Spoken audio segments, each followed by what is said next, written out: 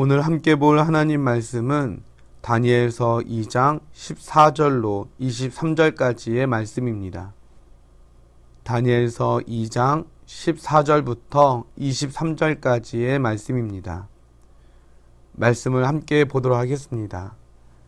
그때에 왕의 근위대장 아리옥이 바벨론 지혜자들을 죽이러 나가매 다니엘이 명철하고 슬기로운 말로 왕의 근위대장 아리옥에게 물어 이르되 왕의 명령이 어찌 그리 급하냐 하니 아리옥이 그 일을 다니엘에게 알림해 다니엘이 들어가서 왕께 구하기를 시간을 주시면 왕에게 그 해석을 알려드리리이다 하니라. 이에 다니엘이 자기 집으로 돌아가서 그 친구 하나냐와 미사엘과 아사랴에게 그 일을 알리고 하늘에 계신 하나님이 이 은밀한 일에 대하여 불쌍히 여기사 다니엘과 친구들이 바벨론의 다른 지혜자들과 함께 죽임을 당하지 않게 하시기를 그들로 하여금 구하게 하니라. 이에 이 은밀한 것이 밤에 환상으로 다니엘에게 나타나 보임에 다니엘이 하늘에 계신 하나님을 찬송하니라. 다니엘이 말하여 이르되 영원부터 영원까지 하나님의 이름을 찬송할 것은 지혜와 능력이 그에게 있음이로다. 그는 때와 계절을 바꾸시며 왕들을 패하시고 왕들을 세우시며 지혜자에게 지혜를 주시고 총명한 자에게 지식을 주시는도다. 그는 깊고 은밀한 일을 나타내시고 어두운 데에 있는 것을 아시며 또 빛이 그와 함께 있도다. 나의 조상들의 하나님이여, 주께서 이제 내게 지혜와 능력을 주시고 우리가 주께 구한 것을 내게 알게 하셨사오니 내가 주께 감사하고 주를 찬양하나이다. 곧 주께서 왕의 그 일을 내게 보이셨나이다 하니라. 아멘. 세계를 정복하고 바벨론이라는 대제국을 이루어 다스리게 된 느부갓네살 왕은 간밤에 꾼 꿈 때문에 불안하고 두려워서 제대로 잠을 이루지 못할 정도였습니다. 느부갓네살 왕이 이처럼 불안하고 두려워했던 이유는 그가 꾼 꿈은 보통의 꿈이 아니라 하나님께서 앞으로 이루실 계획을 계시하는 꿈이었기 때문이었습니다. 그런데 이 꿈 때문에 다니엘과 그의 세 친구들까지 죽을 위기에 처하게 되었습니다. 왜냐하면 느부갓네살 왕이 자신이 꿈의 내용을 얘기해 주지도 않고서 해몽하라는 명령을 내렸기 때문입니다. 그리고 꿈을 해몽하지 못하겠다고 포기 선언을 내려버린 바벨론의 모든 점술가들을 죽이라는 명령을 내렸기 때문이었습니다. 이처럼 다니엘과 세 친구들은 사실 포로로 끌려온 지 몇 년 되지도 않았는데 꼼짝없이 죽게 되었습니다. 게다가 자신들이 지은 죄 때문에 죽는 것도 아니었습니다. 얼마나 속상하고 분하고 억울했겠습니까?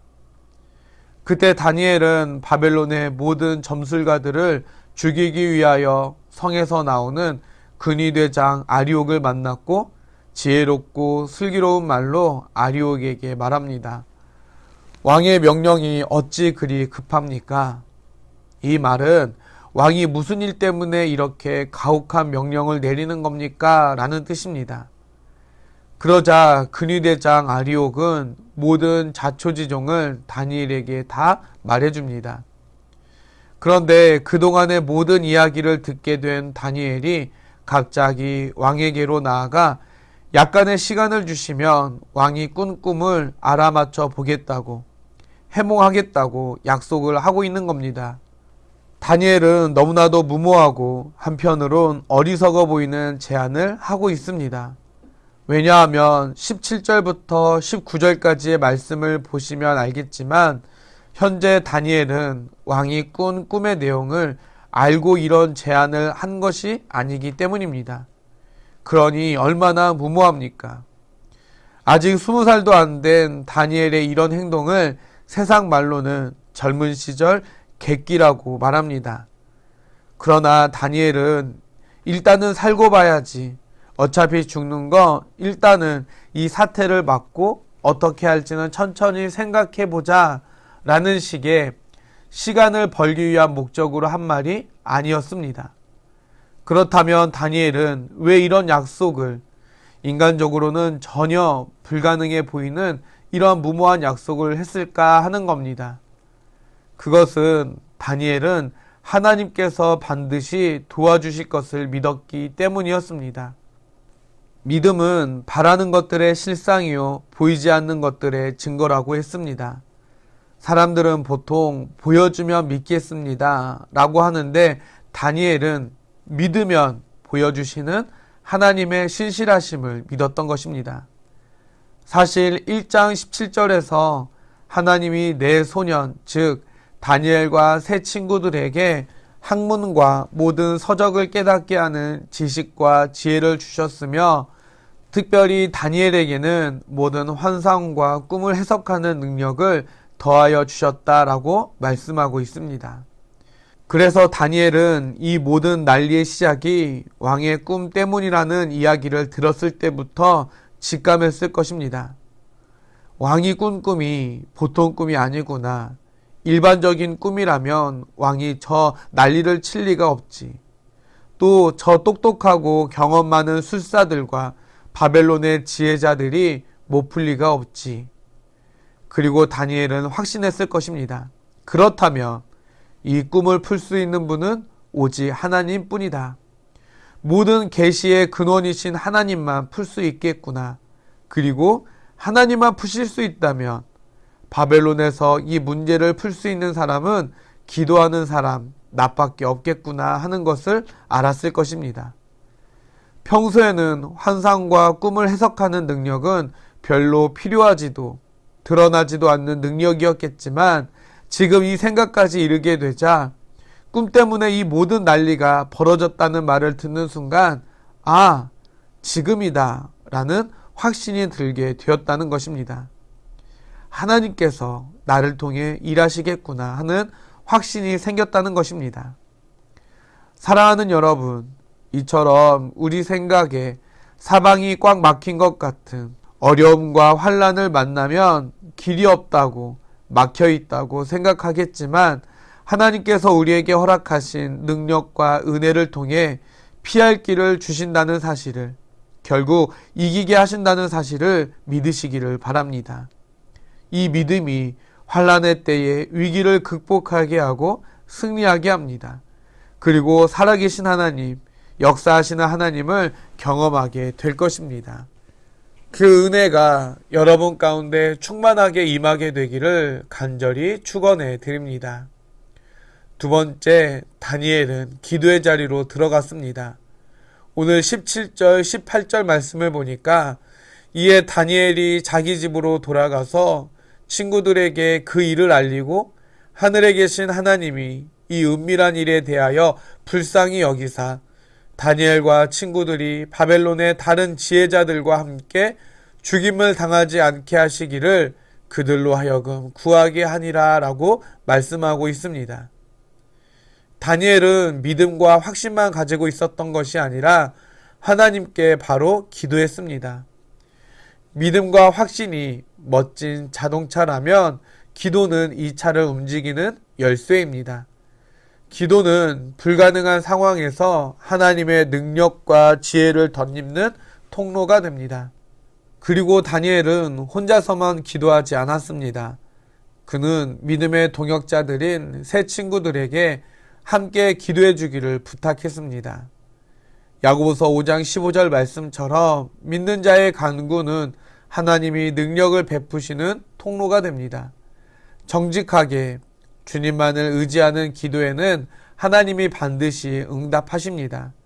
신실한 사람들이 함께 모여 하나님께 간구할 때 하나님의 영이 임하시고 그들이 전혀 기대하지도 않았던 놀라운 일을 일으키십니다.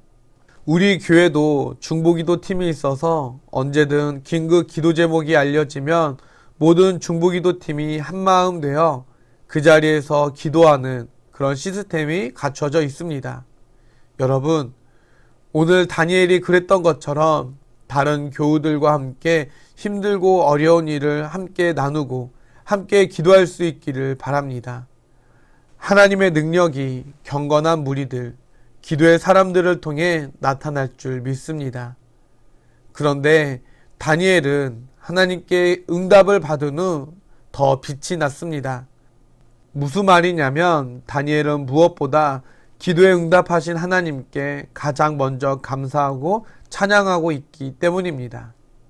많은 사람들이 급할 때는 하나님께 매달려 기도합니다. 그러나 막상 기도가 응답되면 언제 그랬냐는 듯 되돌아가 버립니다. 이런 사람들은 하나님을 문제의 해결자로만 생각하기 때문에 믿음이 성장하지 못하고 항상 그대로입니다. 그러나 다니엘은 달랐습니다. 그는 기도의 응답을 받았을 때 가장 먼저 하나님을 찾았습니다.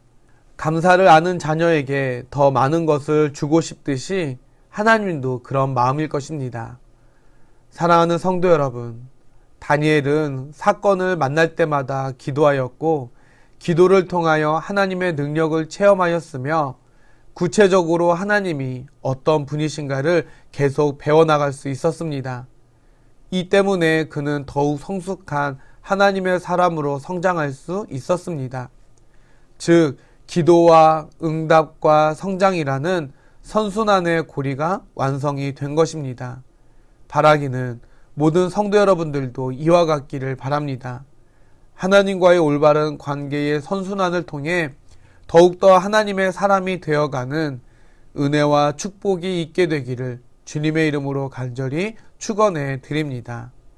함께 기도하도록 하겠습니다.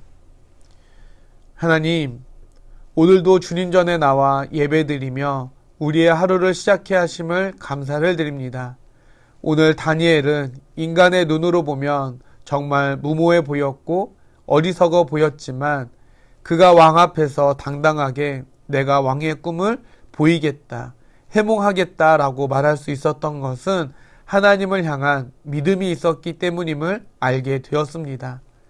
하나님, 우리도 내게 능력 주시는 하나님을 더욱 의지하며 믿음으로 승리하는 삶을 살 수 있도록 도와주시고 또한 다니엘처럼 어떠한 상황과 어떤 위기 속에서도 늘 주님께 기도하기를 게을리하지 않는 저희들 되게 하여 주시옵소서. 더 나아가 함께 기도하게 하셔서 우리로 하여금 경건한 기도의 동역자들이 되게 하여 주시옵소서. 하나님, 이 시간 환우들을 위해 기도합니다.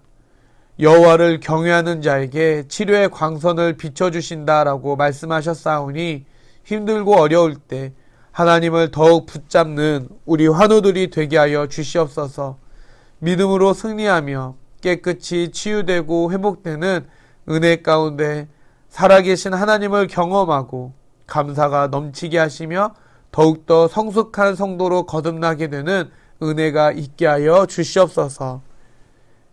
지금은 우리의 선한 목자가 되어주시는 하나님 아버지의 은혜와 우리를 위해 십자가를 지신 예수 그리스도의 사랑하심과 주님 뜻대로 살기를 원하셔서 우리의 삶을 인도하여 주시는 성령님의 도우시고 함께하여 주심이 믿음으로 주님께 기도함으로 주님의 은혜를 경험하고 주님의 일하심을 경험하며 내게 승리 주시는 주님께 늘 감사 찬양하는 믿음의 선순환 고리를 만들어 더욱 하나님의 사람으로 살아갈 것을 다짐하는 사랑하는 성도들 머리 위에 이제로부터 영원토록 함께하여 주옵시기를 간절히 축원하옵나이다. 아멘.